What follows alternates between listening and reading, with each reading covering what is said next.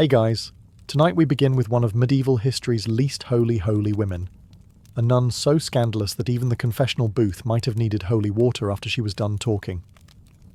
So before you get comfortable, take a moment to like the video and subscribe, but only if you genuinely enjoy what I do here. And let me know in the comments where you're tuning in from and what time it is for you. It's always fascinating to see who's joining us from around the world. Now, dim the lights, maybe turn on a fan for that soft background hum, and let's ease into tonight's journey together. In 14th century Italy, finding your calling wasn't about spirituality. It was about your father running out of money. If you were the extra daughter in a noble household, congratulations. You were about to be married to Jesus against your will. No dowry, no suitors, no problem.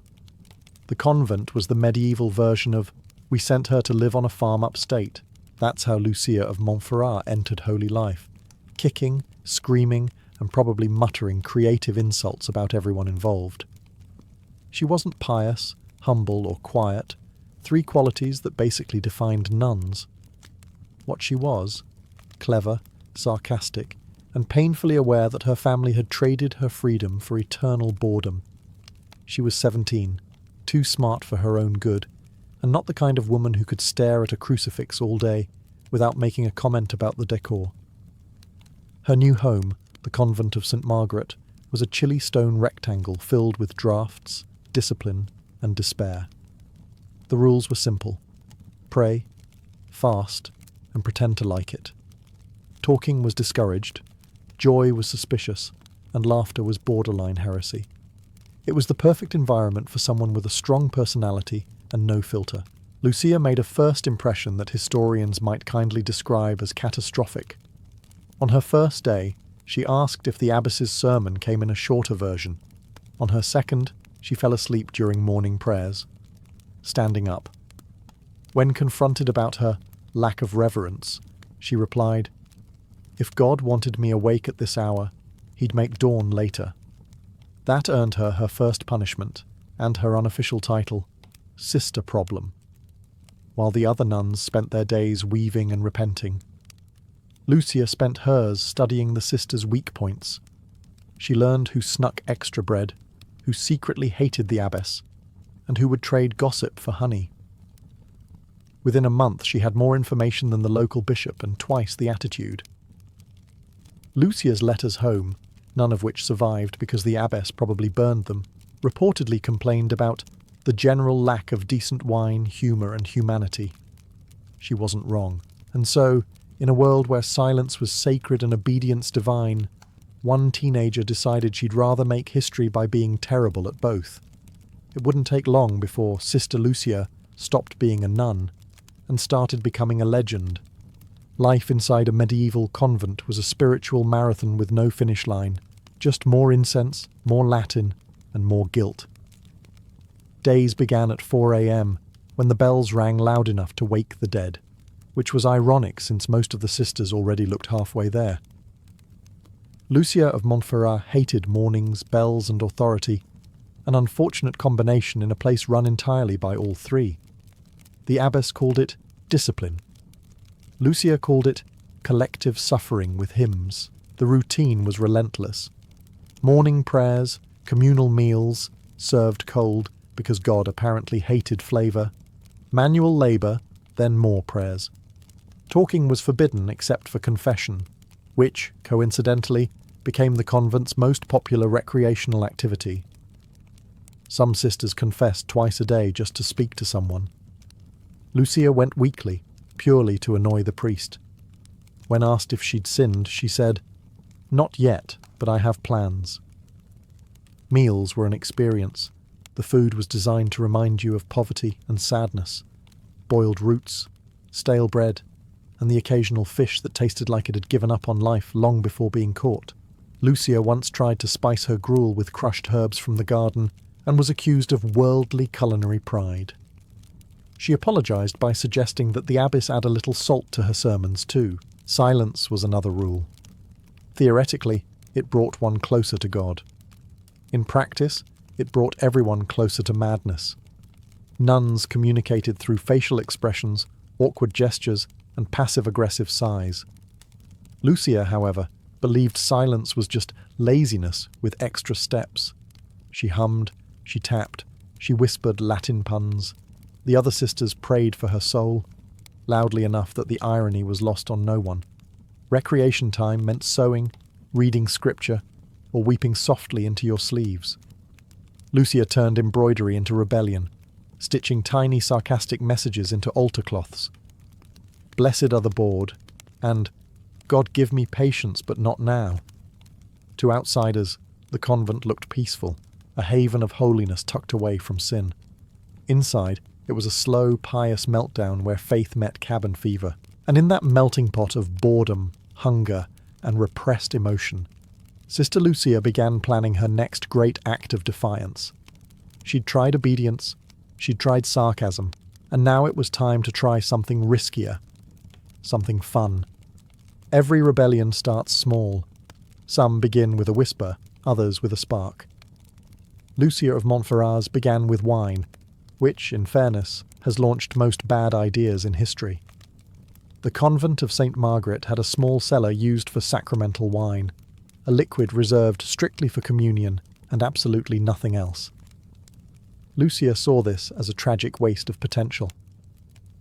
One night, while the others were busy praying for humility, she and two equally unholy conspirators crept down to the cellar with candles, mugs, and zero fear of God. What began as quality control turned into the first unofficial feast of St. Hangover. The next morning, morning prayers sounded more like a funeral for good decisions. The abbess noticed the smell of wine in the air and declared it a sign of demonic corruption. Lucia said it was probably just the spirit moving through us. Technically correct, just not the right spirit. It might have ended there, but Lucia had discovered something powerful. Laughter. Not polite giggling behind veils, but full-blown, uncontrollable laughter. In a world where joy was practically contraband, this was revolutionary. Soon she had the younger nuns sneaking extra bread, swapping jokes during psalms, and questioning whether God really wanted them to be miserable. The abbess, naturally, blamed Satan. Her punishments were creative. Lucia was ordered to copy scripture for a month straight. She filled the margins with doodles of sleepy saints and sarcastic commentary.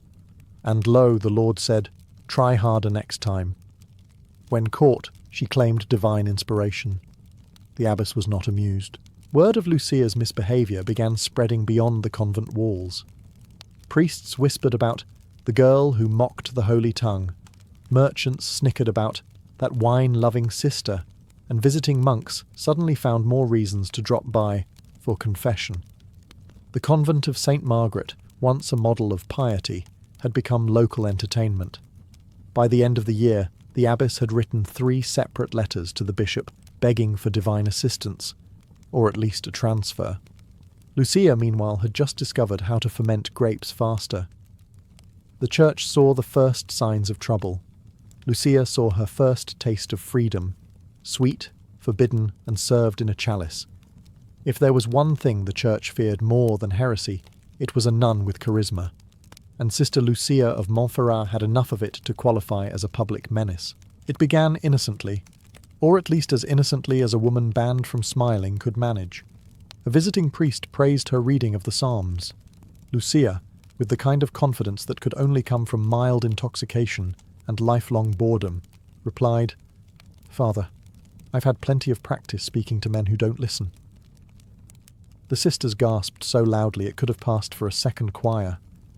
From there, the situation devolved beautifully. Priests came to hear confessions and left looking spiritually confused. One reportedly described Lucia as a distraction to the purity of thought. Another confessed later that he wasn't sure if he'd been saving her soul or auditioning for eternal damnation. Her flirtations weren't subtle. When new monks visited with donations, Lucia handled the negotiations, smiling, thanking them for their generosity, and sometimes complimenting their divinely sculpted hands. This was a woman who could turn a conversation about relics into something that required confession afterward. The abbess tried to intervene. Lucia responded by bowing dramatically and saying, "Forgive me, Mother. I was merely spreading the warmth of Christ's love. The abbess ordered more fasting. Lucia took it as an invitation to host a midnight feast, and so the whispers began. Rumours drifted through the village that the nuns of St. Margaret were too joyful, that men entered the convent far too often, and that the chapel smelled faintly of wine and perfume. In an age when the church was cracking down on heresy, laughter and lipstick were practically the same sin. Lucia didn't help her case by writing a hymn dedicated to heavenly desires, which suspiciously sounded like a love poem. When asked to explain it, she claimed divine revelation, that she was exploring the intimacy between the soul and God. The abbess muttered something about blasphemy with rhyme. By this point, Lucia wasn't just breaking rules. She was bending theology. And worse, she was enjoying it. The convent, once a monument of silence and restraint, now buzzed with gossip and barely suppressed giggles. Heaven had competition, and it was coming from inside the cloister. If medieval sin had a sound, it would have been laughter coming from the convent of St. Margaret after midnight. And if it had a face, it would have been Sister Lucia of Montferrat, illuminated by candlelight, grinning like she'd just outsmarted the 10 Commandments. It started small. A few late-night talks among bored nuns, whispering about life before vows, about silk dresses, music, and men who didn't speak Latin. But Lucia had a talent for escalation. One night, she borrowed the abbess's keys, opened the wine cellar, and announced that joy is also a form of prayer. Soon the convent wasn't holding vigils. It was hosting after-hours theology debates, complete with pastries smuggled in by local servants and the occasional minstrel brave enough to play for a house full of holy women. Reports later described scenes that sounded less like a convent and more like a medieval sleepover gone wrong.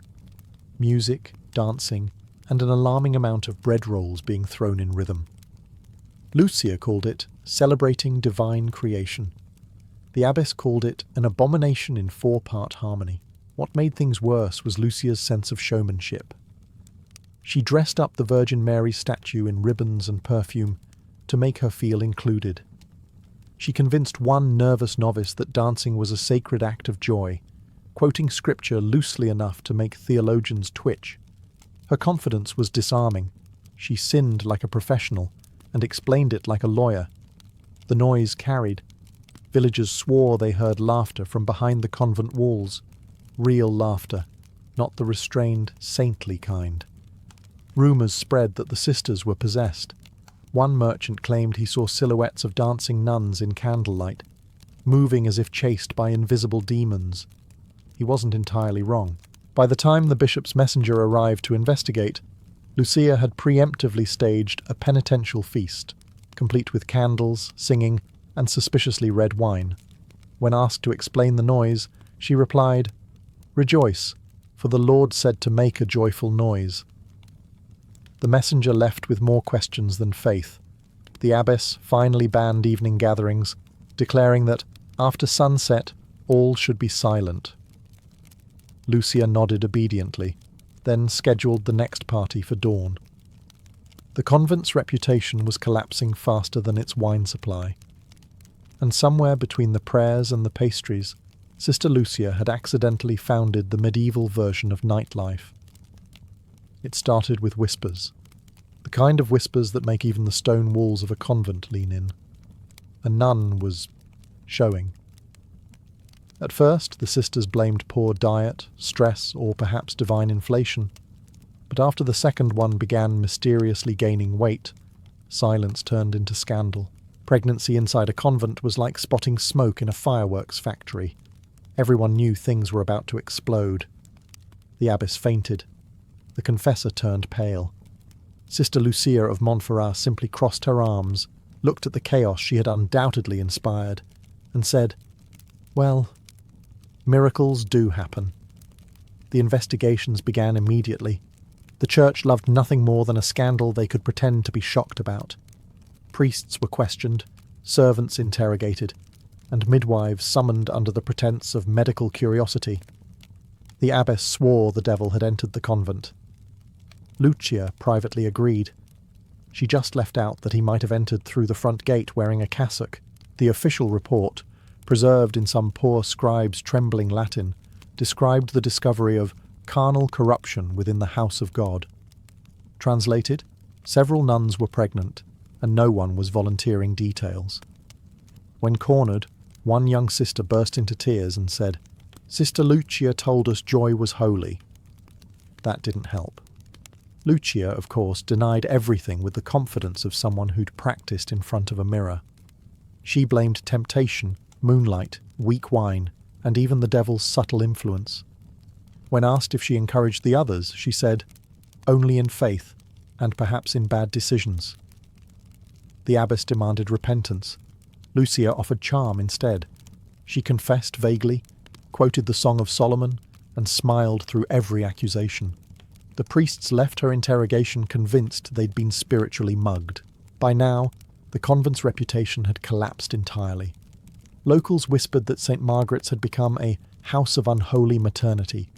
Merchants joked that it was easier to get wine from the sisters than a prayer. One chronicler even wrote that, "Within those walls, vows are as weak as watered mead." It was no longer a secret. It was a spectacle. The bishop couldn't ignore it. Rome was taking notes, and the abbess was on the verge of spontaneous combustion. Lucia, meanwhile, simply shrugged and said, "If sin spreads this quickly, perhaps joy is contagious." And for once, she wasn't entirely wrong. When the bishop finally came to St. Margaret's convent, it wasn't for a friendly visit or a sermon. It was a full-blown spiritual intervention, the medieval equivalent of corporate sending in head office after too many incidents. Bishop Aldobrandini was a serious man. He had a booming voice, an impressive hat, and the moral flexibility of a marble statue. He'd been warned that the convent was spiritually compromised. He imagined pride, gossip, maybe even sloppy hymn singing. What he found was significantly worse. He arrived at dawn, expecting to catch the sisters in early prayer. Instead, he found Lucia of Montferrat leading what could only be described as a brunch with hymns. There were pastries, laughter, and wine disguised in chalices. One nun was playing a lute, another was asleep, mid-bite. The bishop nearly dropped his staff. Lucia greeted him warmly, curtsied, and said, "Your Grace, how kind of you to join us." The Lord said to welcome all guests. She even offered him bread, which, to be fair, was less of a peace offering and more of a dare. His inspection went downhill from there. The chapel smelled faintly of perfume and guilt. The confession booth contained 2 empty bottles and 1 shoe. He found a locked room filled with fine fabrics, love letters, and something that might have been a lute or a weapon, depending on your faith in music. When he demanded an explanation, the abbess burst into tears, claiming she had lost control of the house. Lucia stepped forward and said calmly, "Control is an illusion, Your Grace. Only faith endures." The bishop wrote that down before realizing she was mocking him. He tried to preach repentance, but halfway through his speech, someone sneezed and Lucia shouted, "Bless you!" The room laughed. The bishop nearly combusted. By sunset, he declared the convent infected by worldly corruption and ordered a full investigation. Before leaving, he told Lucia she was a disgrace to her vows. She smiled sweetly and said, "At least I didn't bore anyone into sin." That night, Lucia toasted her impending doom with the last of the wine. The bishop wanted a confession, she told the sisters. "Tomorrow, I'll give him a performance." The investigation hadn't even started, and she'd already turned it into theatre. When Bishop Aldobrandini left St. Margaret's, he didn't just leave behind outrage. He left behind paperwork. Within a week, an official ecclesiastical investigation began, complete with scribes, witnesses, and a level of self-importance only medieval bureaucracy could produce. 3 men arrived to restore holiness. Father Gregor, who took notes on everything, Brother Paolo, who flinched at sunlight, and a Dominican inquisitor who looked like he'd rather be burning someone. They set up a tribunal table in the chapel under a fresco of the Last Judgment, fitting decor for what was about to unfold. The interrogations began with the quiet nuns. Most wept, some confessed, and a few fainted for dramatic effect. When asked about Sister Lucia of Montferrat, the responses ranged from "she is kind" to "she is the devil in a wimple." Father Gregor underlined that last one twice. Evidence soon followed, and it was glorious. Hidden behind a statue of St. Margaret, the investigators discovered a stash of wine barrels, a box of jewellery, and a lute engraved with the words, "To my most divine muse." In a drawer, they found letters written in Romantic Latin, each signed only with an initial. No one could confirm who SP was, but Lucia's smile during questioning suggested she could. The confessional booth, too, held surprises. Under the bench were several small coins, a half-eaten apple, and a poem that began, "Blessed be the hands that touched the holy veil." Even the Inquisitor blushed. Lucia herself was summoned last. She arrived composed, as if being accused of mass corruption was just another Tuesday. When asked to explain the letters, she said, "Perhaps God writes to all women through the hands of men."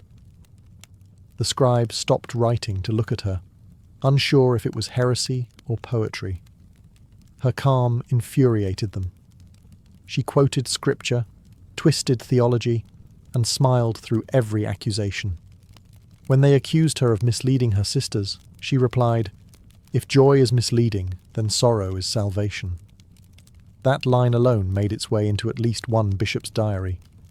By the end of the week, the tribunal had enough evidence to condemn an entire village. But what they didn't realize was that Lucia wasn't afraid of punishment. She was bored of the game. And soon, she'd turn her trial into a masterpiece. Trials in medieval Europe were rarely about justice. They were theatre, and Sister Lucia of Montferrat was about to give the performance of her life. The hall was packed. Priests, nobles, monks, and at least 2 merchants who'd clearly shown up just for the drama. The air was thick with incense, judgment, and the faint smell of wet parchment. Lucia stood before them in her plain black habit, which somehow she made look like a statement. The charges were read aloud: disobedience, blasphemy, seduction, unlawful joy, misuse of sacred wine, and the encouragement of unseemly laughter. That last one received an audible gasp from the audience. Laughter was not a crime, but it might as well have been. Lucia listened patiently, head slightly tilted, like someone hearing a menu she hadn't ordered from. When the bishop asked if she had anything to say in her defence, she clasped her hands and said, "Your Grace, I merely followed the example of our Lord, surrounded by sinners, misunderstood by priests." The room went silent. The scribe actually dropped his quill. The prosecutors pushed harder. They waved the letters, the wine receipts, and even a lute as evidence. Lucia examined them with mild interest and remarked, "I see the Lord's house finally appreciates good music." That didn't help. Witnesses were called. Some wept. Others testified that Lucia encouraged levity unbecoming of holy women.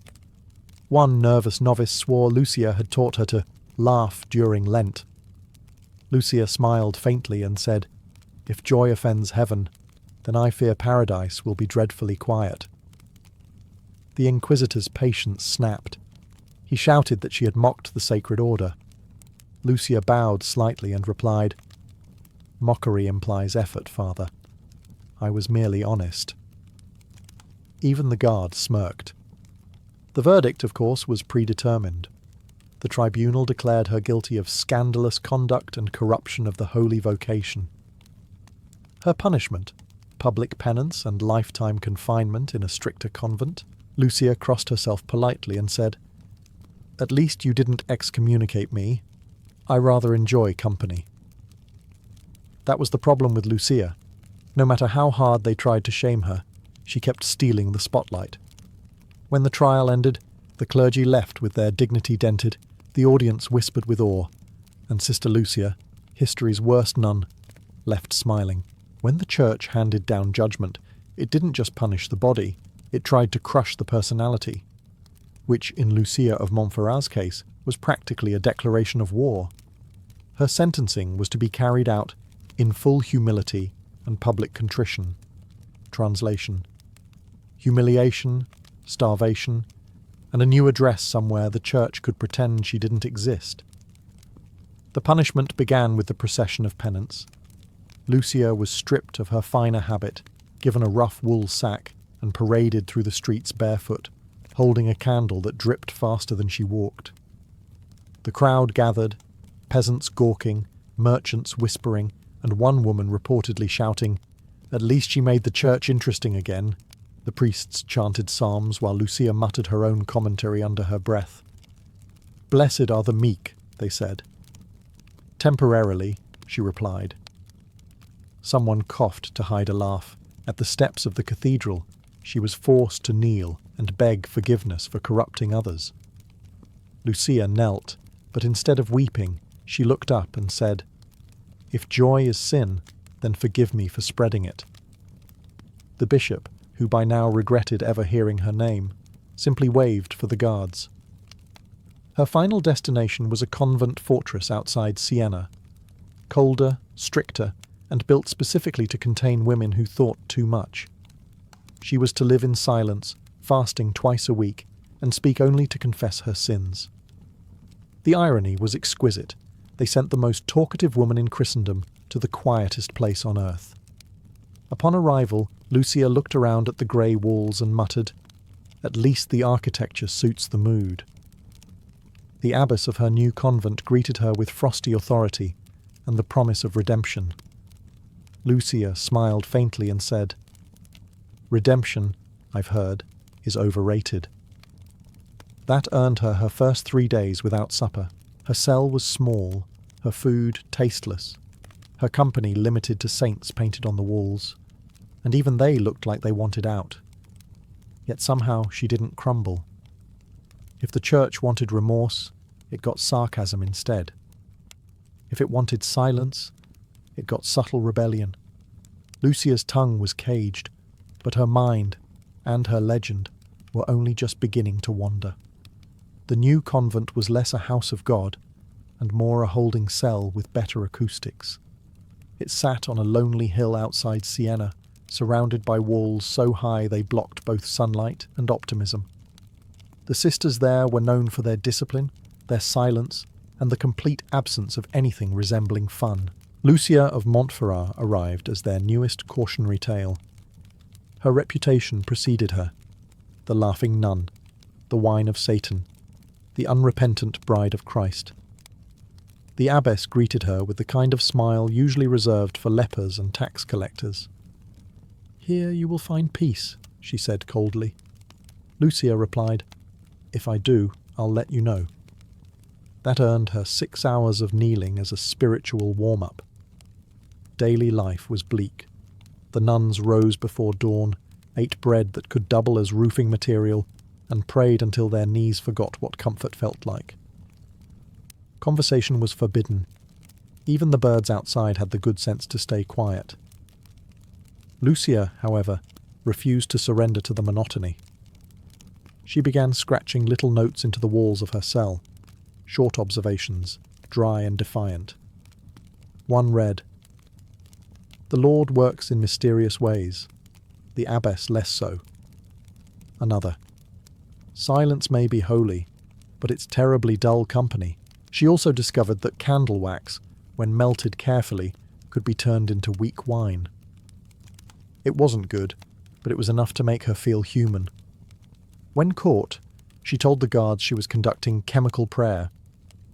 Despite the endless isolation, Lucia somehow gathered a following.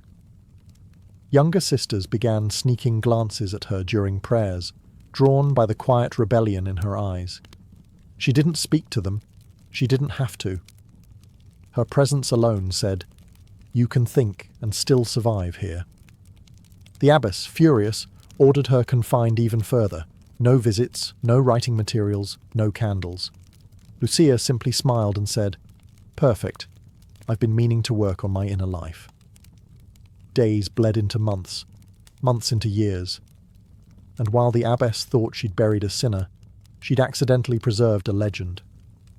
Lucia's body might have been trapped in stone, but her laughter, quiet, stubborn, and untamed, echoed through every cold corridor.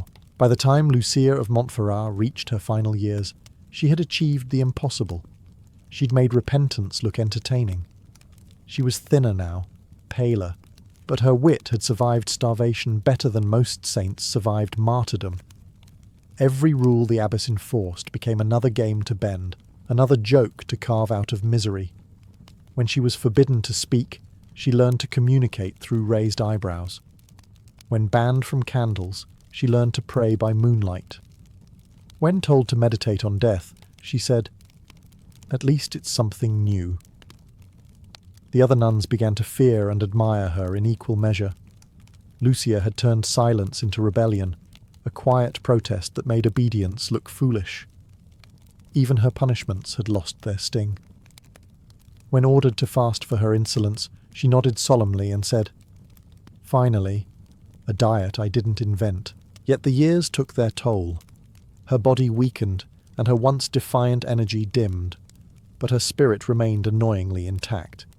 The abbess once found her softly humming a love song during evening prayers. When scolded, Lucia smiled and said, "If the Lord didn't want joy in his house, he should have built quieter walls."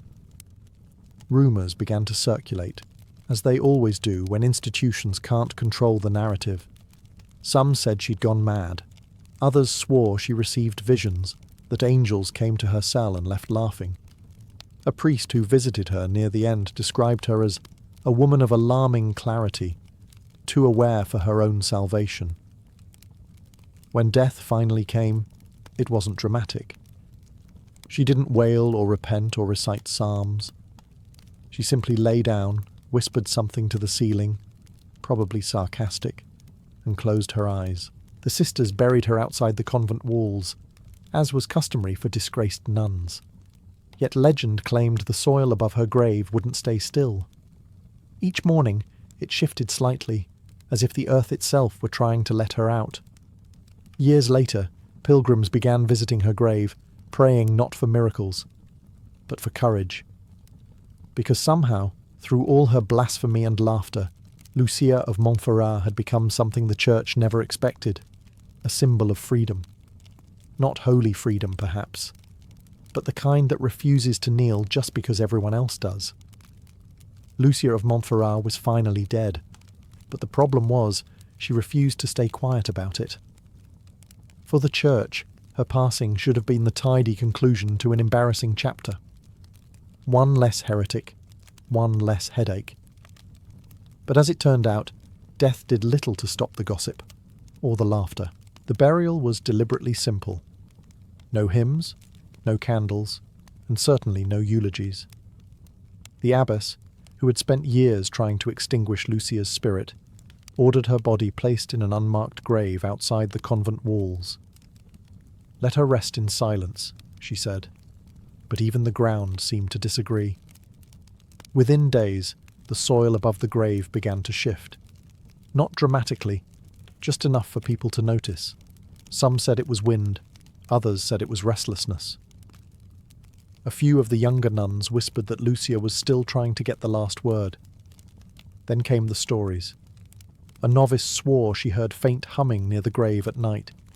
Another claimed she'd seen candlelight flicker in Lucia's old cell when no flame was lit. The abbess dismissed it all as nonsense, until a visiting priest who'd known Lucia in her trial days confessed that he too felt something strange. "A warmth," he said, as if laughter still lingered in the air. Soon, the locals found out. Pilgrims began visiting the grave, praying not for absolution, but for courage. They left offerings, bits of wine, quills, and pieces of ribbon, tokens of the woman who had somehow turned rebellion into a kind of holiness. The Church tried to stop them, of course. But once the public decides someone's a saint, or a celebrity, there's no papal decree strong enough to undo it. Ironically, the same clergy who once condemned her began quietly editing their letters. Perhaps she was misguided, one bishop wrote, but not malicious. That's medieval code for "we're losing control of the story." Lucia's legend grew in whispers, not sermons. She became a symbol for the women who didn't fit, the thinkers who talked too much, and the sinners who refused to feel sorry about it. And so, in death as in life, Sister Lucia remained the same. Impossible to contain, impossible to forget, and still somehow getting the final laugh. You'd think death would have improved Lucia of Montferrat's reputation, but in true medieval fashion, it just made things weirder. The church tried to erase her. Her name was scratched out of the convent records, her trial notes quietly misplaced, and her remaining possessions, a quill, a scrap of parchment, and one questionable bottle of herbal remedy, were burned. The official story was that she had been a wayward soul reclaimed by silence. Which is exactly what people say when they've lost an argument to a corpse. But stories are stubborn. Within a generation, Lucia became more rumour than memory, passed down by monks who pretended not to enjoy gossip, and by villagers who definitely did. Her legend split into two versions, one pious, one scandalous, both equally unhelpful to church authorities. In the first, she was a warning, a nun who mocked her vows and paid the price. Priests used her as a sermon prop, the medieval equivalent of "don't be like her." She was the textbook example of how laughter leads to damnation and how women should never trust their own curiosity. Convenient, moral, tidy ending. In the second version, the one whispered in taverns and by restless novices, she became something else entirely. A folk hero, a holy mischief maker who outsmarted bishops and died with her sense of humour intact. Some even claimed she'd performed miracles. A field near her grave supposedly grew wildflowers in winter, and wine blessed in her name never soured. The church dismissed these as false wonders, but pilgrims came anyway. Chroniclers struggled to categorise her. One called her the serpent among lilies. Another, less imaginative, just wrote problematic. Centuries later, an Italian poet referred to her as Saint Lucia the Laughing, which got him excommunicated, then quietly reinstated when his poem became popular. And that was the problem. Lucia's story refused to behave. Every attempt to bury her deeper only made her legend louder. In the end, the church got what it feared most. Not another heretic, but a conversation. A tale that survived because it was too human to die. Lucia of Montferrat stopped being a sinner or a saint. She became something far more enduring, a reminder that holiness, without humour, quickly becomes hypocrisy. Centuries later, Lucia of Montferrat still refuses to disappear quietly into history's background noise. The church might have filed her under spiritually inconvenient, but time has a habit of rescuing the wrong people for all the right reasons. Her story survives in footnotes, folklore, and badly translated monastic gossip. Historians still debate whether she was a libertine, a proto-feminist, or simply someone who realised that holiness didn't have to mean misery. In truth, she was probably all three, a woman born in the wrong century, armed with too much intelligence and far too little patience. To the church, Lucia was a failure. She disobeyed, she laughed, she made faith look human. To modern eyes, that makes her something close to heroic. She didn't start a reformation or burn any cathedrals down, she just refused to be small. And in a world built to keep women silent, that alone was revolutionary. Ironically, her punishment ensured her immortality. The stricter the convent, the louder the whispers. Each century polished her image a little more, from the shameless nun to the woman who wouldn't repent. Plays were written, poems recited, and at least one painter in the Renaissance depicted her smirking in a halo, possibly out of spite. The church never canonized her, of course, but for many she became a sort of unofficial patron saint of laughter, rebellion, and people who ask too many questions. Students light candles by her name during exams. Skeptics toast her on feast days that don't exist. Somewhere Lucia would find all of it hilarious. Her grave, the unmarked patch of dirt outside that silent convent, still attracts visitors. Some leave flowers, Others leave wine. All leave quietly smiling. It's said that on still nights you can hear faint laughter carried by the wind, not mocking, not cruel, just a reminder that even within walls built to contain it, joy finds a way out. So yes, maybe she was medieval history's worst nun. She broke every rule meant to cage her and turned damnation into a punchline.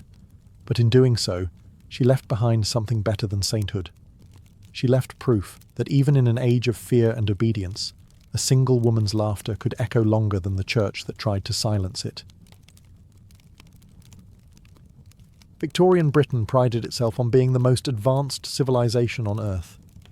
Steam engines thundered through the countryside, gaslights glowed in city streets, and the middle classes congratulated themselves on their progress.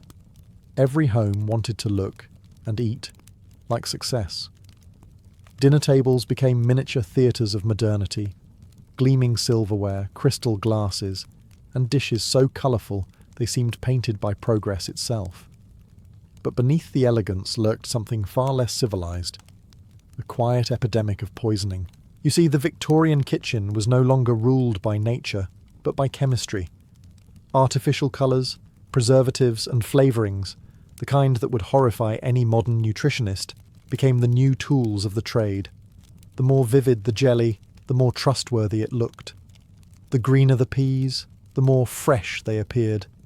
Housewives proudly served pickles that glowed like emeralds, custards yellow as the sun, and candies so bright they could light up a nursery. Yet all that brilliance came from the same industrial cauldrons that produced paints, dyes, and rat poison. The Industrial Revolution didn't just feed Britain, it intoxicated it. With cities swelling and demand rising, merchants sought shortcuts. Why wait for nature when science could give you colour in a bottle? A dash of copper sulfate turned dull pickles into emerald jewels. Arsenic-based dyes made confections irresistibly vivid. Lead acetate sweetened cheap wine. It was progress, the kind that glittered right up until your stomach began to fail. And because food laws were almost non-existent, few questioned what they were eating. The Victorians trusted in progress the way earlier generations trusted in God. If something was sold in a shop, surely it was safe. Newspapers praised chemical innovation, physicians were divided, and only the occasional corpse suggested otherwise. The irony was almost poetic. A society obsessed with purity, moral, social, and spiritual, was slowly being poisoned by its own perfectionism. Every bright dessert was a tiny triumph of technology, every lavish banquet a quiet chemical experiment. Beneath the lace and etiquette, the Victorian appetite had turned lethal. The age of refinement, it seemed, had a distinctly toxic aftertaste. Few sights in Victorian England were more enchanting than a sweet shop window. Rows of glass jars gleamed with rainbow-coloured delights, peppermint drops, lemon lozenges, and hard candies that promised joy to any child with a halfpenny. The air smelled of sugar and innocence. Yet behind that sugary scent lurked something monstrous. Arsenic, the silent killer of the age. Colour was the key to a sweet's success. In an era obsessed with appearances, dull grey candies simply wouldn't sell. Confectioners competed to create the brightest hues, greens, reds and yellows so vivid they seemed magical. Unfortunately, true magic was expensive. Natural dyes like saffron or cochineal cost far too much for the working-class market. So, industry provided cheaper miracles. Synthetic pigments, mixed in factories that also produced wallpaper, paint, and insecticide. One of the most popular was Shields Green, made from copper arsenite.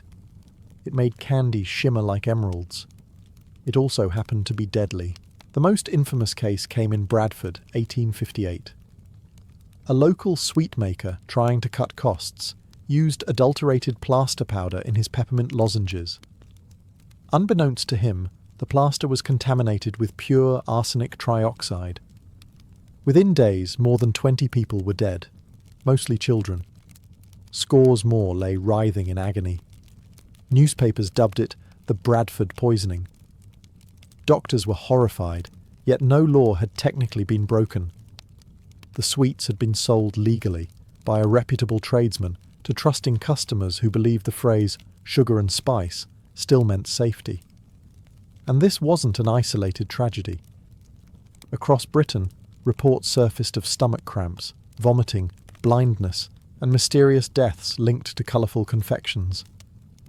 Still, candy makers defended themselves, insisting they were victims too, that no one knew arsenic could kill in such small doses. A convenient ignorance. In the end, the true horror wasn't just in the poison, it was in the complacency. Parents bought treats for their children with pride, shopkeepers sold them with smiles, and chemists quietly counted their profits. It would take decades of public outrage before regulations even began to appear. By then, countless Victorians had learned the bitter truth. The brighter the candy, the deadlier the secret it held. To the Victorian palate, wine was more than a drink. It was refinement in liquid form. A glass of port after dinner signalled taste, class, and sophistication. Yet even in the finest parlours of London, those ruby tones concealed a dangerous secret. Behind every toast to progress was a quiet sip of poison. The culprit was lead, that ancient companion of civilization and one of its deadliest. The Romans had once sweetened wine with it, calling it sapa or defrutum. The Victorians, in their boundless confidence, repeated the same mistake. Lead acetate, known poetically as sugar of lead, was used to mask the sourness of cheap or spoiled wine. A few grams made the harshest vinegar taste like imported sherry. Merchants found it irresistible, and buyers, none the wiser, drank with pleasure. But lead is not a patient poison. It seeps into the body quietly, gathering in the bones, attacking the nervous system, and turning pleasure into paralysis. Chronic sufferers developed the blue line on their gums, a telltale mark of slow poisoning. Their hands trembled, their vision blurred, their tempers flared for no reason. Some even went mad. Yet, in a cruel twist of irony, the pallor and frailty caused by lead poisoning were considered marks of beauty, especially among women. The sickly complexion of the fashionable elite was literally manufactured by their own dinner parties. Worse still, the contamination wasn't limited to wine. Pewter mugs, lead pipes, and ceramic glazes all added their share of toxins. The more refined the household, the higher the risk, because luxury meant polish, and polish came from chemistry. Even doctors prescribed lead-based tonics for anemia and female weakness, unknowingly worsening the very symptoms they sought to cure. Still, denial persisted. When cases of paralysis and blindness appeared among England's wine drinkers, the press whispered about bad batches or import errors. No one wanted to admit the truth. Industrial greed had corrupted even the communion cup. By the end of the century, as the first food safety laws emerged, the Victorians began to sober up, not from alcohol, but from their own arrogance.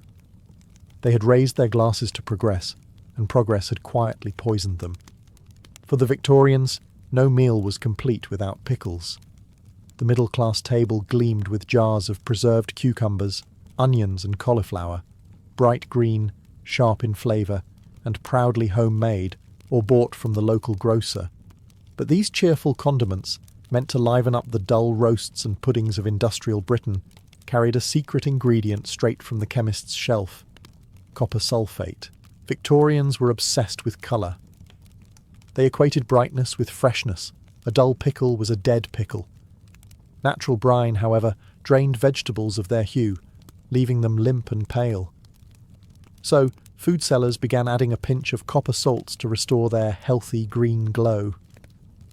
A touch of metallic shimmer made cucumbers look newly plucked, even if they'd been sitting in vinegar for months. The result was stunning to the eye and ruinous to the body. Copper sulfate, in even small doses, corrodes the lining of the stomach, burns the throat, and causes convulsions, vomiting, and kidney failure. Still, shoppers admired these glowing jars as signs of modern ingenuity. Housewives filled their larders with pride. unaware that their family's favourite relish had more in common with a battery than a vegetable garden. Even medical journals of the time warned against the reckless use of metallic salts for the sake of appearance. Yet enforcement was non-existent. Greengrocers simply shrugged. Everyone was doing it. The irony was almost grotesque. The Victorians, champions of cleanliness and moral purity, were cheerfully eating metal.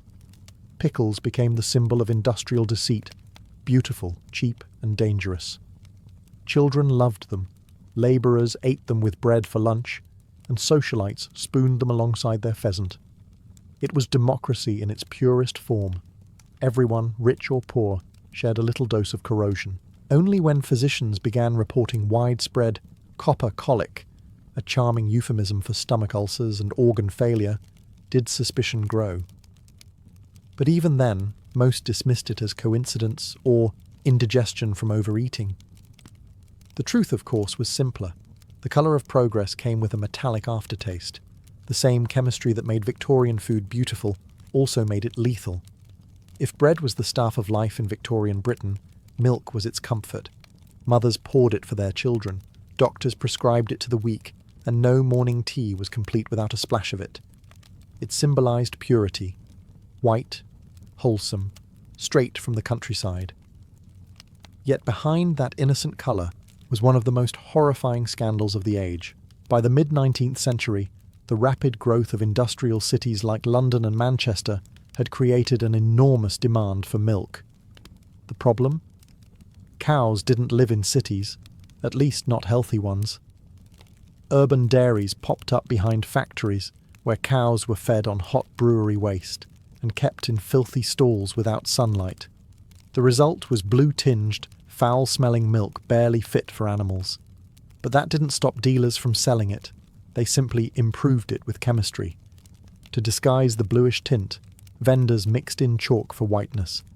To thicken the texture, they added plaster of Paris or flour. And to extend the quantity, they cut it with water, often water drawn from contaminated pumps or nearby ditches. Some batches were as much as half sewage. Infants died in droves from what doctors called summer diarrhea, a polite phrase for bacterial poisoning. Others developed rickets, convulsions, or simply wasted away. The public assumed milk was pure because it looked pure. Housewives were reassured by its colour, unaware that the very whiteness they admired came from powdered limestone. Newspapers occasionally reported milk murders, but the outrage faded with every new scandal. No one wanted to believe that something so sacred, so tied to motherhood and innocence, could be corrupted. Eventually, social reformers like Arthur Hill Hassell, a pioneering chemist and food analyst, began exposing the frauds. He examined samples from London's milk cellars and found almost all were adulterated. His reports shocked Parliament, but achieved little immediate change. Only when infant death rates became impossible to ignore did lawmakers reluctantly pass early food safety acts. The tragedy of Victorian milk wasn't just its contamination, it was the betrayal of trust. The same society that worshipped moral purity had built a market that profited from poisoning babies. In the age of progress, even innocence could be industrialised and sold by the pint. To a Victorian household, bread was sacred. It was the measure of a baker's honesty and a family's prosperity. Every morning, loaves lined the shop windows, golden crusts, soft interiors, and that reassuring smell of home. Yet beneath the wholesome image of daily bread hid another industrial deception, the alum loaf, a fraud so common that few even questioned it. Good flour was expensive. The industrial age had driven prices up, and millers eager for profit found a simple trick. They could stretch poor quality flour by mixing in alum, a compound of aluminum sulfate. It whitened dark, coarse flour, made dough rise beautifully, and produced bread that looked pure even when it was anything but. To the untrained eye, the loaf appeared perfect, soft, pale, and refined. To the body, it was slow poison. Alum interfered with digestion, hardening the bread in the stomach and preventing nutrients from being absorbed. Over time, it caused severe constipation, ulcers, and in children, permanent malnutrition. Doctors of the day noted that London's poor were fed yet starved, their bellies full but their bodies wasting. The irony was cruel. The poorer the family, the whiter their bread, and the sicker they became. Some bakers even boasted about the fine whiteness of their loaves, as customers equated purity of colour with purity of ingredients. In truth, whiteness came not from fine wheat, but from chemistry.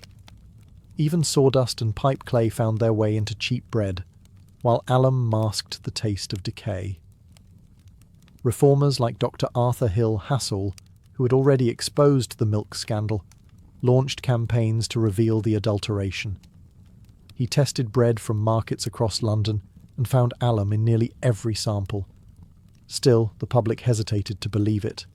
Bread was too essential, too symbolic to question. Newspapers mocked reformers as alarmists, and bakers defended themselves with feigned outrage.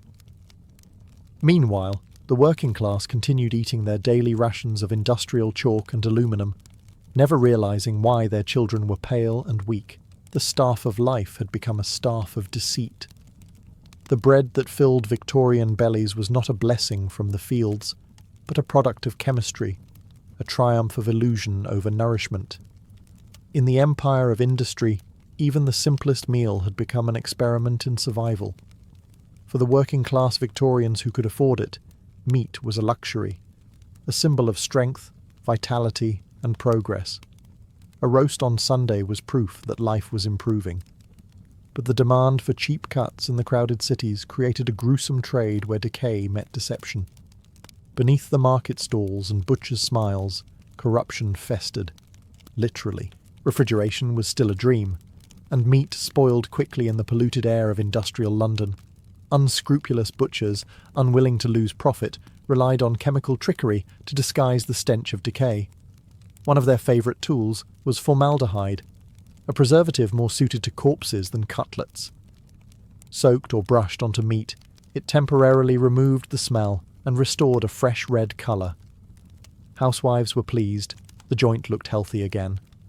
Only later would families discover that their fresh dinner burned in the throat and left a metallic aftertaste. Other tradesmen had their own methods. Some used borax, salicylic acid, or even arsenical dyes to hide mould or insect damage. Potted meat, a popular spread among the poor, often contained the remains of diseased animals, disguised with heavy spices. Sausages, the great equaliser of Victorian cuisine, were a mystery in themselves. Horsemeat, rats, and spoiled organs minced together into something vaguely edible. When reformers exposed these practices, the public was horrified, but only briefly. Hunger has a way of silencing disgust. To make matters worse, slaughterhouses themselves were nightmarish. Many operated behind taverns or in narrow alleys, with blood running into the gutters and flies thick as smoke.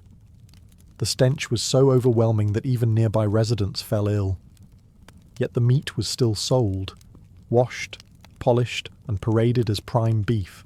Doctors began noticing strange outbreaks: food poisoning, stomach ulcers, and what they delicately called gastric collapse.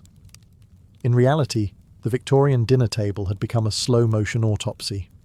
By the 1880s, social campaigners demanded inspections and standards, but the meat trade resisted fiercely. After all, deception was profitable, and ignorance was abundant.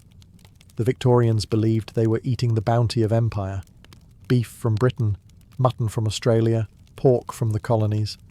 But in truth, much of it was already half rotten by the time it reached their plates. Industrial progress had given them meat for all, and quietly fed them death by the slice. No beverage defined the Victorian soul quite like tea. It was civilization in a cup, the daily ritual of empire, linking British parlours to Indian plantations and Chinese ports. Every class drank it, dukes in silver teapots, labourers from chipped mugs. But behind the genteel ceremony of afternoon tea lay one of the dirtiest trades in the empire, steeped not in tradition, but in toxins. Tea was big business. Imports flooded into London's docks by the ton, and merchants quickly learned that blending and bulking could double their profits. Genuine tea leaves were often scarce or expensive, so traders improved them with whatever they could find. Dried sloe leaves, elder leaves, even bits of thorn bushes. Once dried, these impostors were dyed dark green or black using Prussian blue, indigo, graphite dust, and copper salts to mimic the glossy sheen of high-quality leaves. To restore the aroma, sellers sprinkled the mix with chemicals, or even recycled used tea from hotels and tea rooms. It was a grotesque act of thrift masquerading as refinement. When steeped, these concoctions released more than flavour. The dyes leached into the water, turning it an unnatural hue and quietly dosing drinkers with heavy metals. Doctors noted widespread cases of tea poisoning, marked by nausea, headaches, and fainting. The poor, who bought their tea loose from barrels in backstreet shops, were the most affected. They thought they were buying a taste of empire. Instead, they were sipping the runoff of industry.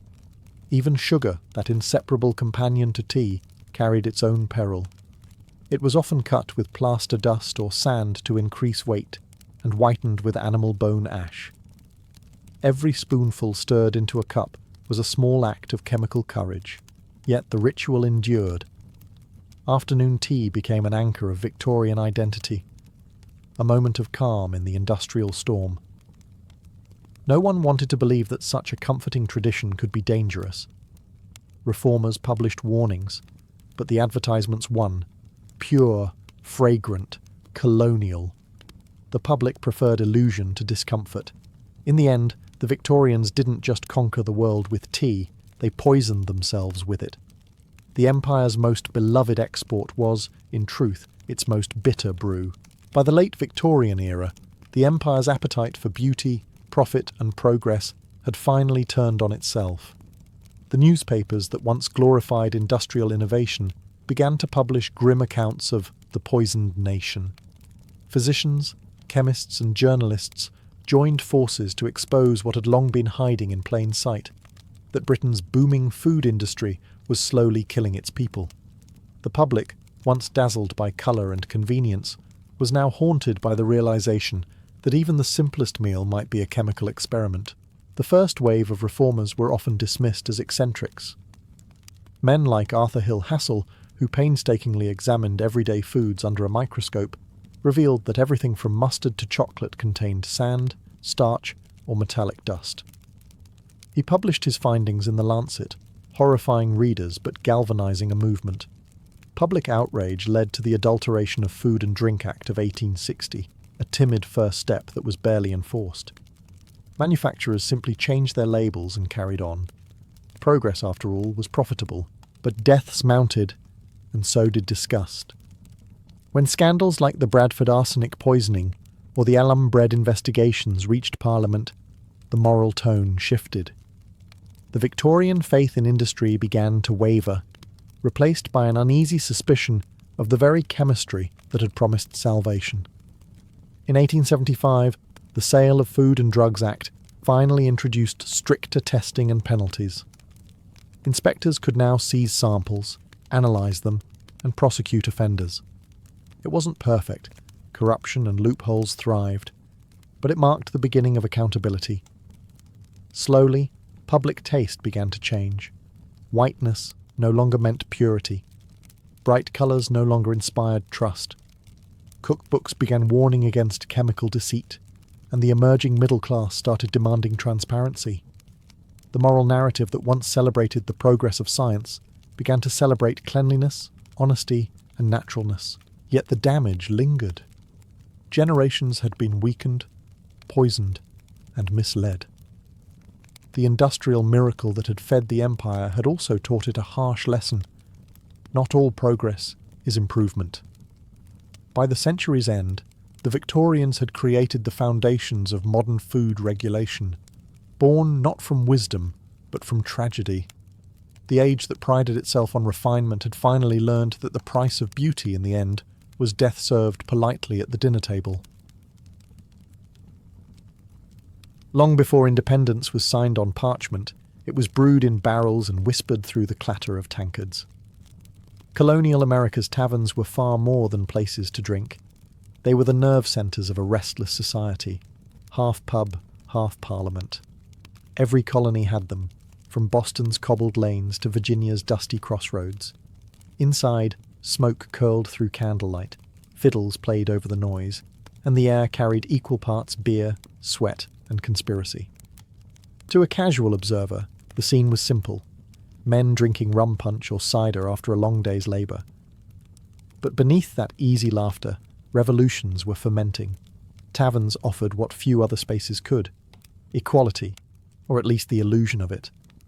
Farmers sat beside merchants, sailors beside scholars. The tavern table made no distinctions of class when the pitcher was passed, and with ale loosening tongues, complaints about taxes, trade restrictions and royal decrees flowed as freely as the drink itself. In Boston, the Green Dragon Tavern became known as the headquarters of the Revolution. There, men like Paul Revere and Samuel Adams plotted protests disguised as toasts. The Boston Tea Party was not conceived in a parliament chamber, but over mugs of cider beneath a creaking wooden ceiling. Taverns provided privacy too, back rooms where newspapers were read aloud, and pamphlets like Common Sense circulated hand to hand. In an age before mass media, the tavern was the newsstand, the court, and the classroom all in one. Alcohol played its part, not merely as fuel for rebellion, but as social glue. Rum imported from the Caribbean connected the colonies to the same trade networks they despised. Madeira wine from Portugal was the drink of gentlemen, hard cider, the pride of farmers. Each carried stories of empire, and each sip reminded colonists of how deeply they were tied to it. That tension, between dependence and defiance, made the tavern both sanctuary and spark. By the 1760s, British officials began to suspect that these public houses were anything but harmless. They were right. Behind the laughter and clinking mugs, a quiet revolution was brewing, one that would soon spill into the streets, as fiery as the rum that inspired it. When English colonists crossed the Atlantic, they didn't just bring tools, Bibles, and muskets. They brought their thirst. The first thing many settlers built after a church and a mill was an alehouse. It wasn't vanity, it was survival. Beer and cider were safer to drink than water, which often carried disease. Even children drank small beer, a weak brew barely stronger than soup. For early Americans, sobriety was the real risk. Colonial alehouses were humble by design: timber walls, packed earth floors, a few rough benches, and a fire that smoked more than it warmed. Yet they quickly became indispensable. Travellers needed food and shelter, locals needed gossip and distraction. News travelled by horse, rumour travelled by tavern. When a ship arrived in port, sailors brought stories, newspapers, and occasionally stolen goods, all traded for drink. In this way, alehouses stitched the colonies together long before postal routes did. They also embodied the social order, and occasionally mocked it. In Puritan New England, taverns were officially frowned upon, yet quietly tolerated. Ministers preached temperance on Sunday and drank punch on Monday. In Virginia, planters conducted business over bowls of rum punch that could dissolve the Queen's liver. The line between sin and necessity blurred with every refill. Taverns were not dens of vice so much as safety valves, places where colonists could vent their frustrations before they boiled over into something worse. Women often ran these establishments, especially widows who inherited licenses from their husbands. They were called tavern mistresses, juggling brewing, bookkeeping, and brawls. One such woman, Mary Fish of Connecticut, kept a journal describing noisy evenings of sailors, farmers, and scholars disputing the fate of nations, while she poured ale and prayed no one broke the furniture. Her tavern was typical, half domestic space, half chaos. But what truly defined the alehouse was its democracy. A poor man with a coin could sit beside a magistrate and argue politics until dawn. For a brief, boozy moment, everyone's voice mattered. These small wooden rooms were America's first debating halls, where loyalty to the crown slowly soured like old cider. Before there was a Congress or a Constitution, there was the alehouse, a place where freedom, quite literally, was on tap. If beer was the drink of daily life in the colonies, Rum was the drink of ambition, sweet, strong, and steeped in empire. By the 18th century, rum had become the unofficial currency of colonial America. Distilled from Caribbean molasses, it flowed through every port, every tavern, every revolution in waiting.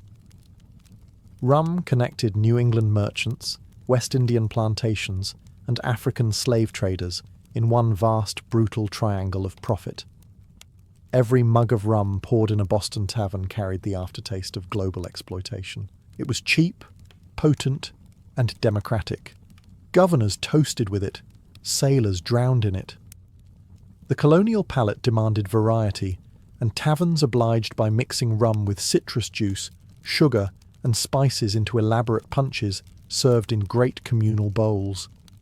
A proper tavern punch could contain a dozen ingredients and enough alcohol to dissolve conversation into shouting within an hour. These bowls were the social equivalent of social media feeds. Information, rumour, and opinion all blended together until no one remembered who said what first. The ingredients themselves told a story of empire. Lemons and limes from the Caribbean, nutmeg from the East Indies, sugar from enslaved labour, and rum from distilleries in Barbados or Rhode Island. A single drink was a map of colonial greed. Yet for the men raising their tankards in taverns from Philadelphia to Charleston, it was simply the taste of belonging. To drink rum was to be part of the Atlantic world, to share in its wealth and, unknowingly, its crimes. In cities like Boston, tavern cellars held barrels of imported Madeira and claret for those who fancied refinement. But rum remained the national favourite, unpretentious, powerful, and rebellious. Even the taxes imposed by Britain on molasses and imported spirits backfired spectacularly. Rather than discourage consumption, they inspired smuggling, protest, and resentment. Every sip became an act of quiet defiance. By the 1760s, British officials complained that American colonists were half-drunk and wholly insolent. They weren't entirely wrong. Rum fueled the working class and the revolutionaries alike. It greased the gears of trade and treason, and by the time independence was declared, rum had already done its work. It had united the colonies, not through speeches, but through hangovers. In the 18th century, the tavern was not just a drinking hole. It was a stage, and every patron played a part. Beneath the flickering glow of tallow candles, speeches were made, pamphlets read aloud, and tempers flared as easily as the hearth fire. In a world without radios, newspapers, or public halls large enough to host crowds, the tavern became the people's parliament. Here, the colonial appetite for freedom found its first audience. In cities like Boston, New York, and Williamsburg, taverns became unofficial headquarters of politics. Each had its own character, some loyal to the crown, others breeding grounds for rebellion. The Raleigh Tavern in Virginia was famous for its Apollo Room, where the colony's House of Burgesses met in secret after the royal governor dissolved them.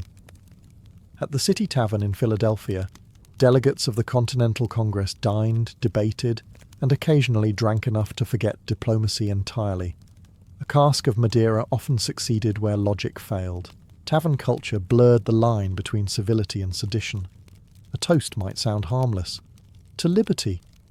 But in a British colony, such words carried the weight of treason. As men drank, ideas became bolder. Arguments about taxes turned into strategies for protest. Gossip became planning. The tavern gave rebellion a public voice without needing a printing press. Even literacy wasn't required. One man could read a pamphlet aloud while the rest roared their approval or jeered at the king's name. Theatricality was part of the charm. Patrons staged mock trials of unpopular officials or mock funerals for British laws, complete with coffin and song. Every performance blurred into politics, and politics into performance. Ordinary men who might never see a courtroom suddenly became actors in history. The drink made them fearless. The crowd made them united. To the authorities, taverns were tinderboxes. British officers tried to spy on them, sometimes even infiltrating in disguise, though the accent usually gave them away before the second round. Banning them was impossible. There were too many. and they served too many needs. By the time the first shots of revolution were fired, the colonies were already well rehearsed. The stage had been set, not in a palace or parliament, but in smoky rooms where ale, laughter and rebellion shared the same table. While the image of the colonial tavern is often painted in pipe smoke and patriots, women stood behind the bar, and sometimes in front of it, shaping the entire culture. Far from being mere bystanders, they were its heartbeat. Many taverns were run by widows, who inherited licenses after their husbands' deaths, though some women earned them outright. They were known as tavern mistresses, part entrepreneur, part peacekeeper, part spy. Running a tavern was no genteel business. These women brewed ale, managed books, butchered meat, and occasionally broke up fistfights with a broom handle. Their clientele ranged from farmers and travellers to scholars and smugglers, and every night brought a new mixture of business, gossip, and chaos. Mary Fish of Connecticut once wrote that her nights were filled with sailors arguing politics, merchants boasting of fortunes not yet made, and boys pretending to be men through drink. Her tone was weary, but proud. She knew her establishment was more than a pub. It was a crossroads of the new world. For many women, tavern keeping was one of the few legitimate ways to achieve financial independence. They could hold property, earn income, and participate in public life, privileges often denied elsewhere. A successful tavern mistress wielded influence that rivaled any town official. Patrons needed her favour for credit, merchants sought her connections, and travellers relied on her word for local news. Of course, not everyone admired such independence. Clergymen denounced tavern women as encouragers of vice and distractors from domestic duty. But the hypocrisy was hard to miss, since many of those same moralists enjoyed a discreet glass of rum punch when the sermon was done. Female tavern keepers learned to navigate these contradictions with wit and survival instinct. Some used their establishments as information hubs, or in wartime, as intelligence posts. During the Revolution, Lydia Darrah, a Philadelphia innkeeper, famously overheard British officers planning troop movements in her home and smuggled word to the Continental Army. Her bravery blurred the line between hostess and hero. The tavern, for these women, was more than business. It was power disguised as hospitality. Beneath every cheerful "another round" was quiet authority. In an age when women were expected to be silent, the tavern mistress made sure the world kept talking, and often listening. If the revolution had a flavour, it would have been brewed, distilled, or fermented. Colonial America's politics were drunk as much as they were debated, and every region had its signature spirit. Each drink told a story, not just of taste, but of geography, class, and identity. Cider was the drink of the common man. Apples grew in abundance, and even the poorest farmers could press a barrel for winter. Cider was currency, medicine, and breakfast. In New England, children drank small cider in place of water. John Adams famously downed a tankard of it every morning before writing essays on liberty, proof that one could be both patriotic and perpetually buzzed. Rum, on the other hand, was the lifeblood of trade. Imported molasses from the Caribbean was distilled in coastal towns like Newport and Boston. A good distillery was a license to print money. Rum warmed sailors, bribed politicians, and paid wages. In a strange irony, the same drink that fueled independence also tied the colonies to the slave-driven economy of the Sugar Islands. Every glass carried both pride and guilt. For those aspiring to refinement, there was Madeira wine, the aristocrat's favourite. Imported from Portugal, it was sturdy enough to survive the long Atlantic voyage and elegant enough for toasts in the halls of Congress. George Washington ordered it by the barrel. Thomas Jefferson filled his cellars with it. Madeira symbolised sophistication, and hinted that even revolutionaries preferred their rebellion with a touch of class. Meanwhile, frontier settlers brewed their own fierce concoctions. Corn whiskey, the ancestor of bourbon, was raw, smoky, and unapologetic, the liquid emblem of American grit. It flowed from stills hidden in the hills, untaxed and ungoverned. In those wild places, distilling was both livelihood and declaration. If Britain could tax tea, the frontier would make its own drink.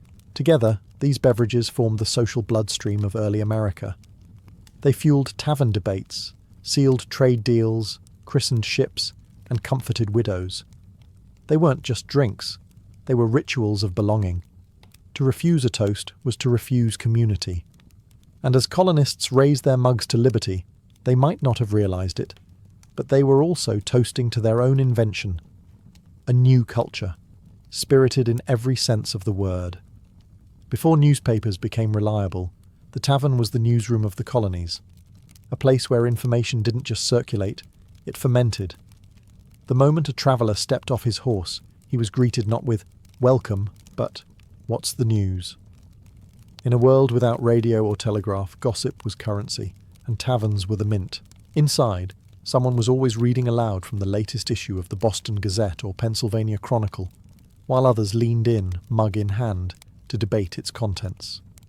The fire crackled, ale sloshed, and arguments flew faster than the ink could dry on the next edition. These readings weren't just entertainment, they were public education. Many patrons couldn't read, but they could listen and repeat.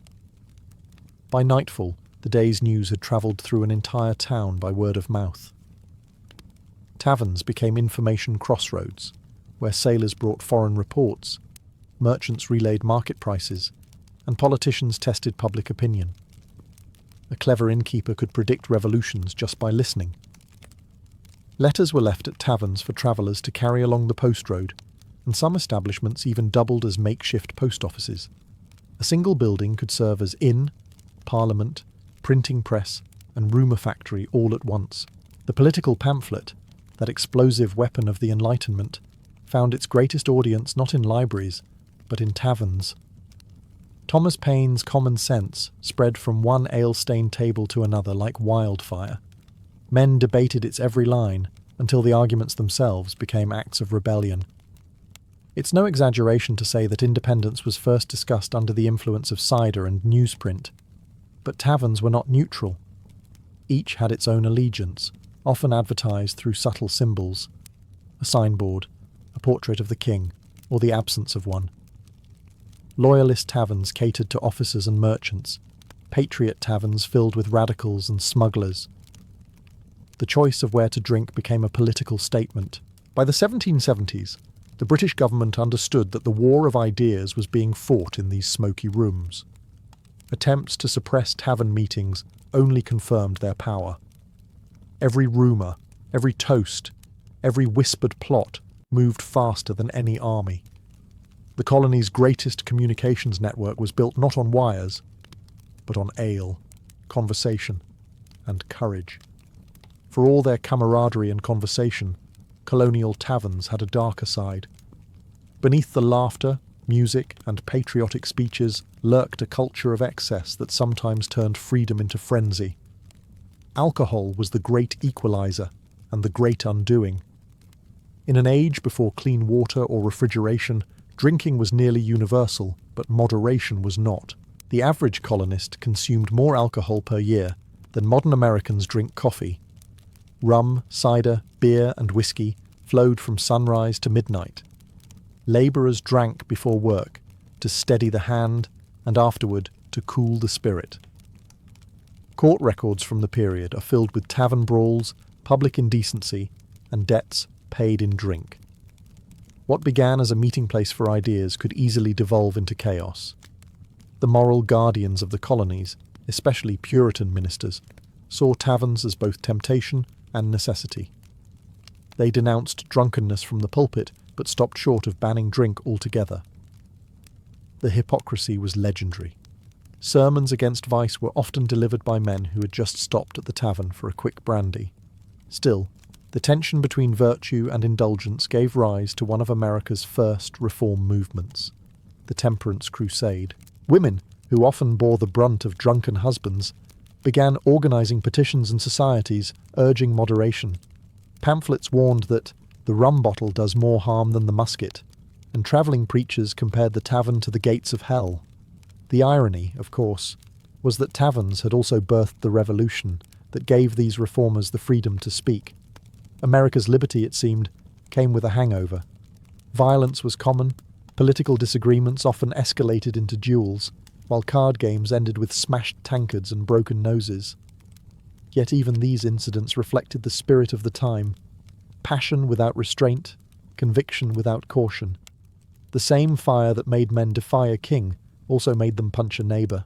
By the early 19th century, the tavern's reputation had split in two. It was both cradle of democracy and den of sin. The same tables that once held the Declaration's rough drafts now hosted arguments about morality and self-control. The colonies had won independence, but not immunity from their vices. In every glass, they tasted both freedom and its cost. When the smoke of revolution cleared and the colonies became a nation, the tavern did not fade, it evolved. The same wooden tables that once echoed with rebellion now hosted debates over the Constitution, westward expansion, and the building of a new republic.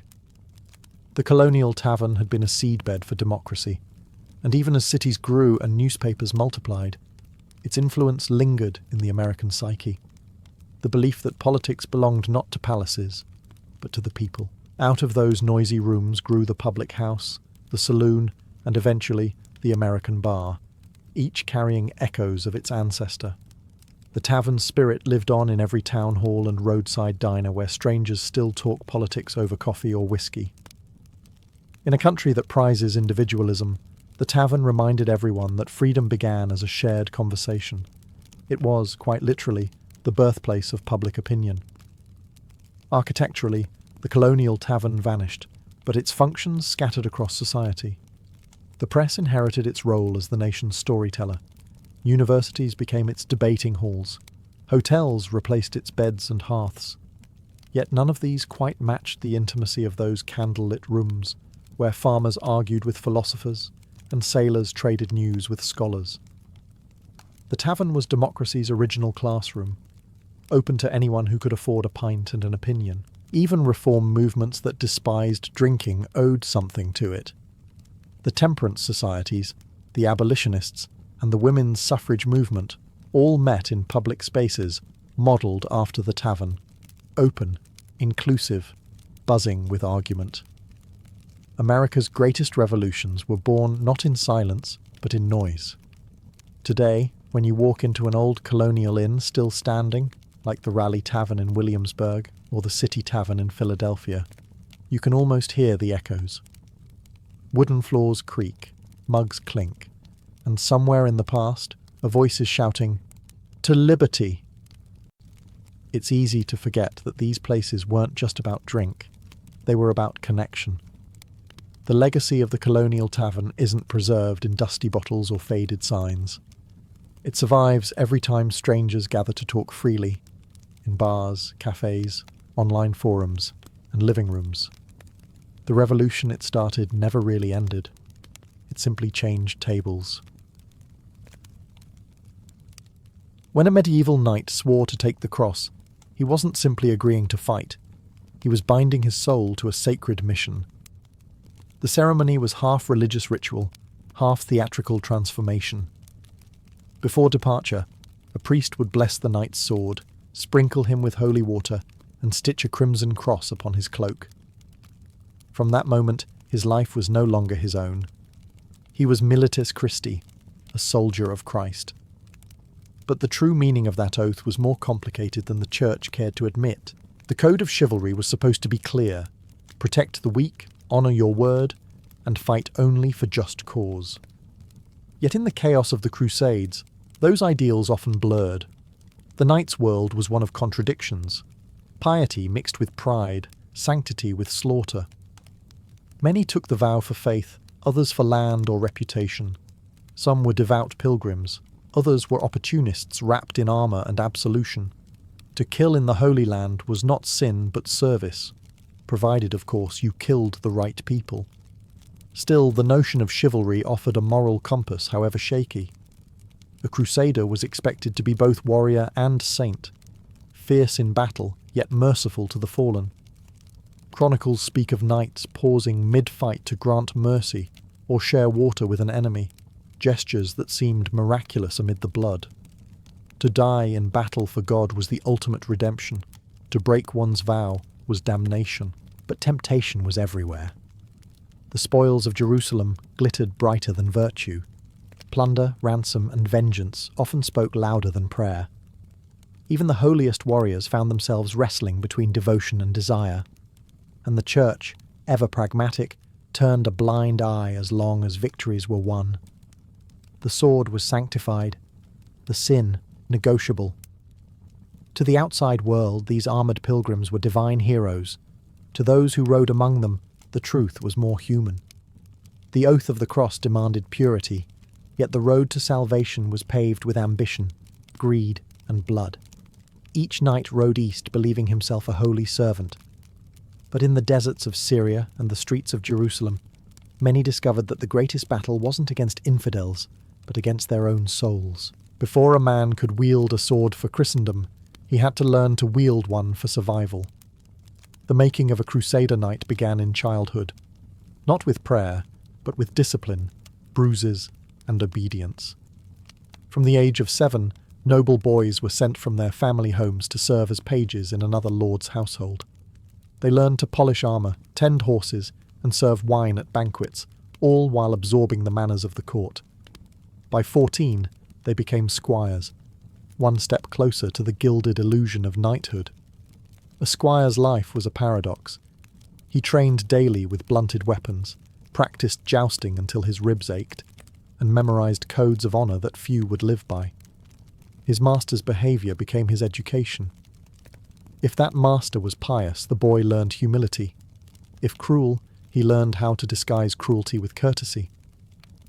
At night, the squire cleaned mail shirts caked with mud and blood, wondering whether the legends of noble knights had ever been true. When the First Crusade called Europe to arms, this system produced a generation perfectly suited to its cause, disciplined, ambitious, and accustomed to hierarchy. They were taught that obedience was virtue and violence, when sanctified, was holy. The Church capitalized on this conditioning, recasting the knight's role from vassal to defender of the faith. A warrior who once fought for his lord's manor now fought for God's kingdom. The rhetoric was intoxicating. Sin could be washed away with a single campaign, paradise guaranteed by courage and blood. The ceremony of knighthood, adoubement, was steeped in symbolism. The young man bathed to purify his body, prayed through the night to cleanse his soul, and at dawn received his sword in the name of the Church. The priest's blessing transformed him from soldier to servant of heaven. But that same ritual also sanctioned what followed: slaughter, conquest, and vengeance as righteous acts. In essence, the Crusader was manufactured through ritualized contradiction. He was trained to kill, but told it was mercy, taught humility, yet promised glory, bound by faith, yet driven by ambition. By the time he set sail for the Holy Land, he carried not only a sword and shield, but the impossible weight of being both sinner and saint. When the Crusader knights first glimpsed the walls of Jerusalem, they believed themselves chosen instruments of God. For weeks, sermons had promised them salvation. Now the holy city shimmered before them like a divine mirage. Yet once the gates fell, heaven quickly gave way to hell. The ideals of chivalry, mercy, restraint, honour, dissolved in the heat of victory. According to chroniclers, the streets of Jerusalem flowed with blood up to the ankles. It was not the triumph of saints, but of soldiers. Here lay the central paradox of Crusader honour. A knight was sworn to protect the innocent, yet on campaign, innocent became a flexible term.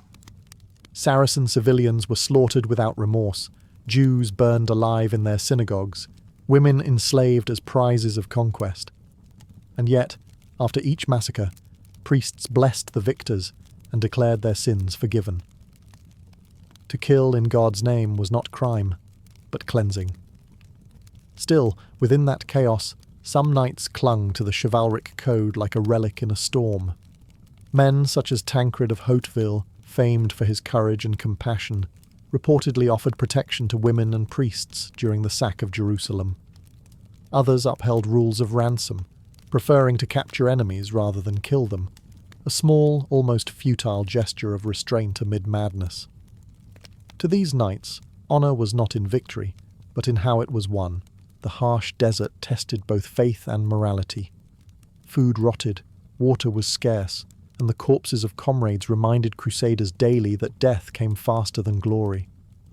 Under such conditions, chivalry often bent to survival, yet even then the myth endured.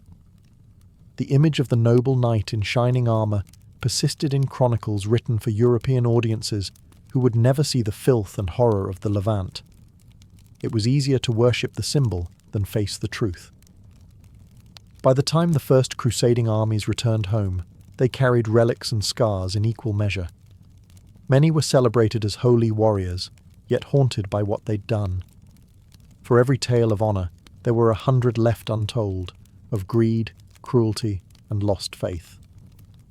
In the Holy Land, chivalry had not been destroyed. It had been tested, and more often than not, found wanting. Out of the blood and chaos of the First Crusade rose an order unlike any before it, a brotherhood of monks who fought like knights and prayed like saints, the Knights Templar. Founded around 1119 by Hugues de Payan and a small band of companions, their mission was deceptively simple: to protect Christian pilgrims travelling to Jerusalem. But what began as a handful of poor knights soon became the most powerful military order in Christendom, guided by a code that fused chivalry with monastic discipline. Every Templar took the 3 vows of a monk: poverty, chastity, and obedience. They owned nothing individually, not even their weapons, and slept in communal halls on straw mats beside their horses. Their white mantles, adorned with a red cross, symbolized purity and sacrifice, a visual promise to live and die for God. The Templar rule, approved by the Church, demanded strict devotion. No idle talk, no gambling, no swearing, no private possessions. In theory, a Templar's life was one of holy simplicity. In practice, it was an unending test of loyalty and restraint. Unlike ordinary crusaders, the Templars saw battle not as opportunity, but as penance. To die in combat was not failure, it was salvation. The rule forbade retreat unless outnumbered 3-1, and even then, only with permission. Their discipline was legendary. Chroniclers wrote that they charged like a single man, silent beneath their white banners, marked with the boson, their black and white standard, symbolizing the struggle between good and evil. Yet, for all their sanctity, the Templars were not immune to worldly temptation. Their courage made them indispensable to kings. Their piety made them trusted by the Church. Soon, donations poured in, lands, gold, castles, until the poor knights became Europe's bankers and power brokers. They built fortresses across the Holy Land, guarded trade routes, and lent money to monarchs who prayed for their souls and borrowed for their wars. Thus, the paradox deepened. The Templars preached poverty but amassed wealth, swore obedience but influenced popes, claimed humility yet stood above princes. Their code was pure, their conduct often not. Still, to their enemies, they remained the iron heart of Christendom, warriors who believed death on the battlefield was not loss, but eternal victory. If the Templars represented the sword of the Crusades, the Knights Hospitaller were its shield. Their origin lay not in conquest, but in compassion. Long before Jerusalem was taken by Crusaders, a group of monks had established a small hospital there, a refuge for weary pilgrims seeking care after the long, perilous journey to the Holy Land. When the First Crusade transformed that pilgrimage into holy war, the hospital's caretakers took up arms. They became warrior monks, bound by faith, yet tempered by mercy. The Hospitallers swore the same vows as other religious orders: poverty, chastity, and obedience. But their rule emphasized service. They were healers first, soldiers second. Every knight was expected to tend to the sick, wash their feet, and feed them before himself. Their motto, Tuitio fidei et obsequium pauperum, defence of the faith and service to the poor, captured the dual nature of their mission. Their black robes, marked with a white cross, became symbols of protection and aid. Within the thick walls of their hospitals, pilgrims found not only medical treatment, but dignity. Chroniclers noted that the hospitallers' infirmaries were so clean and orderly that the sick lay as if in paradise. Yet beyond those serene halls, the knights were fierce in battle. They guarded roads, escorted caravans, and defended fortresses across the Holy Land, and later, the Mediterranean. Their fort at Crac Chevalier in Syria became a legendary stronghold, part monastery, part fortress, part miracle of endurance. Still, the Hospitallers' charity was not without contradiction. Their wealth grew with their fame. Donations poured in from across Europe, estates, castles, even entire villages. The knights who began by tending the poor eventually commanded fleets and armies. Their hospitals became hospitals of empire, places where faith met power. Yet, unlike other orders, the Hospitallers maintained a sense of humility through action. When plague struck, they nursed the infected rather than flee.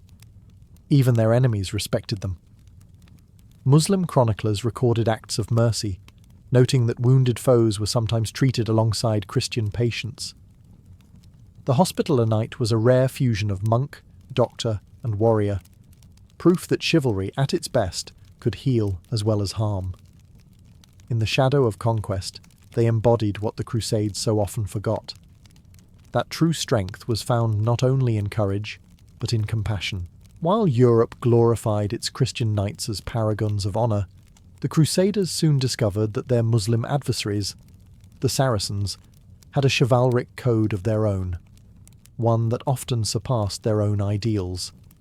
On the other side of the battlefield, warriors of Islam lived by the principles of futuwah, a blend of courage, generosity, and moral integrity.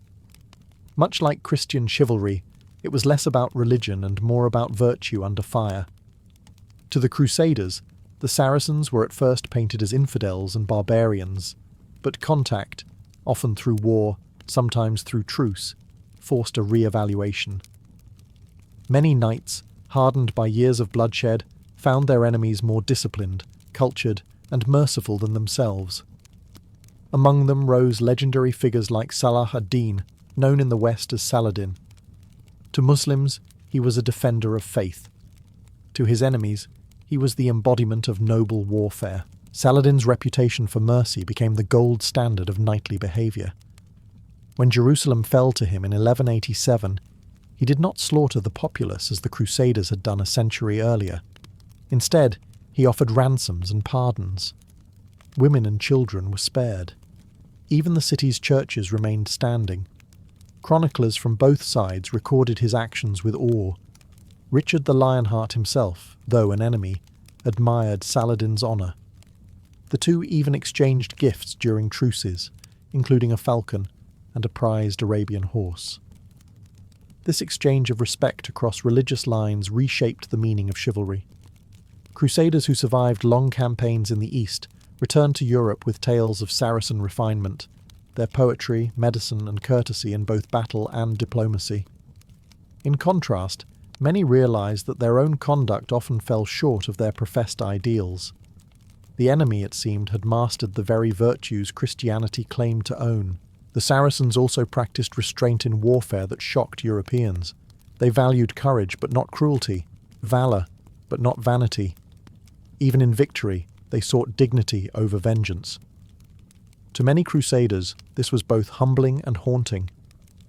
It revealed a truth that lingered long after the wars ended: that chivalry was not born in Europe, nor owned by any faith. It was a universal code, found wherever honour endured amid chaos. For all its lofty ideals, the crusading world was rife with betrayal. Knights who swore to uphold faith and honour often broke both when profit or power beckoned. Behind the shining armour and pious vows lay a theatre of ambition, envy, and greed. The code of chivalry, meant to sanctify the battlefield, became in many cases a costume worn for respectability. The rot began early. During the First Crusade, Rival nobles bickered over titles and loot before they even reached the Holy Land. When the city of Antioch was finally captured, Christian armies turned on one another over who deserved to rule it. While priests sang hymns of triumph, knights drew swords against their own allies. Honour, it seemed, was negotiable when gold or glory was involved. By the later Crusades, this hypocrisy had become institutional. The Fourth Crusade, called to reclaim Jerusalem, instead sacked Constantinople, the greatest Christian city in the East. Latin knights plundered cathedrals, desecrated altars, and looted relics in the name of God. Byzantine citizens were slaughtered by men wearing crosses on their cloaks. No Saracen army had inflicted such humiliation upon Christendom, only its own soldiers had. The chivalric code, once intended to protect the Church, had become its weapon and its shame. Even the holy orders were not immune. The Templars and Hospitallers, once allies, turned into bitter rivals, vying for influence over kings and popes. Their fortresses became fortresses of pride. In the Levant, knights betrayed truces for land, sold Christian prisoners back to Muslims for ransom, and ignored papal commands when convenient. For every oath sworn, wrote one chronicler, 2 were broken before sunset. The contradictions were glaring. Preachers promised forgiveness of sins to crusaders who took the cross, yet many returned home spiritually hollow, haunted by atrocities they had committed in God's name. Others grew rich, their newfound estates paid for with plundered silver and blood. To the cynical observer, the Crusades were not holy wars, but holy opportunities. Still, even amid this corruption, a few knights clung to the ideals they had been taught: courage, loyalty, humility. They became the rare exceptions that kept the myth of chivalry alive. Yet, by the end of the Crusades, that myth was cracked beyond repair, its purity drowned in the very sins it sought to conquer. By the late 13th century, the once glorious crusading orders stood like weathered fortresses, proud on the outside, hollow within. The Knights Templar, Hospitallers, and Teutonic Knights had outlasted the Crusades themselves, but victory had curdled into suspicion.